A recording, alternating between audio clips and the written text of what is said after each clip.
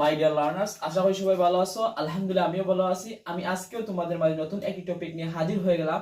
গতকালকে আমি যে তোমাদের সাথে এই টপিক নিয়ে আলোচনা করলাম সেটি ছিল প্রেজেন্ট ইনডিফিনিট টেন্স, আর তার ধারাবাহিকতা আজকে আমাদের হচ্ছে প্রেজেন্ট কন্টিনিউয়াস টেন্স। এখন জানবো প্রেজেন্ট কন্টিনিউয়াস টেন্স অর্থ কি।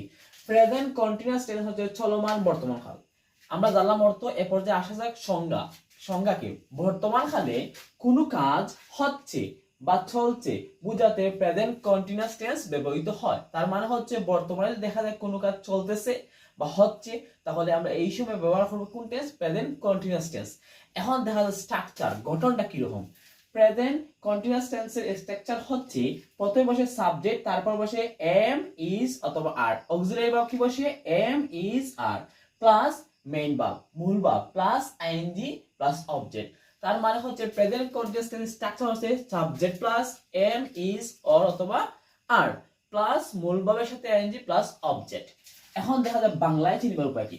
যদি দেখা যায় বাংলায় কোনো বাক্যের অর্থ এরকম দেয় তেসি তেসো তেসে তেসেন, তাহলে বুঝতে হবে এই বাক্যের স্ট্রাকচারটা হবে প্রেজেন্ট কন্টিনিউয়াস টেন্স এবং এই বাক্যের ইংলিশ টেন্সটা হবে প্রেজেন্ট কন্টিনিউয়াস টেন্স। তেসি তেসো তেসে তেসেন।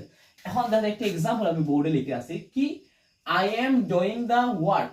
এই বাক্যের মধ্যে I হচ্ছে সাবজেক্ট, am হচ্ছে অক্সিলারি ভার্ব, doing হচ্ছে মূল ভাবের সাথে আইএনজি, the work হচ্ছে অবজেক্ট। এই বাক্যের অর্থ কি দাঁড়ালো, আমি কাজটি করতেছি। তাহলে তেসি শব্দটি চলে এসেছে এই জায়গায়, প্রথম তেসি শব্দ চলে। বাংলায় আমরা বুঝতাম পারলাম তেসি আসলে কি প্রেজেন্ট কন্টিনিউয়াস টেন্স। স্ট্রাকচারালি আমরা দেখা যায় সাবজেক্টের পরে এম অক্সিলারি আছে, তারপরে মূল ভাবে আইএনজি আছে প্লাস অবজেক্ট আছে। দ্যাটস ওয়াই এটা হচ্ছে প্রেজেন্ট কন্টিনিউয়াস টেন্স। ধন্যবাদ। See you in the next video.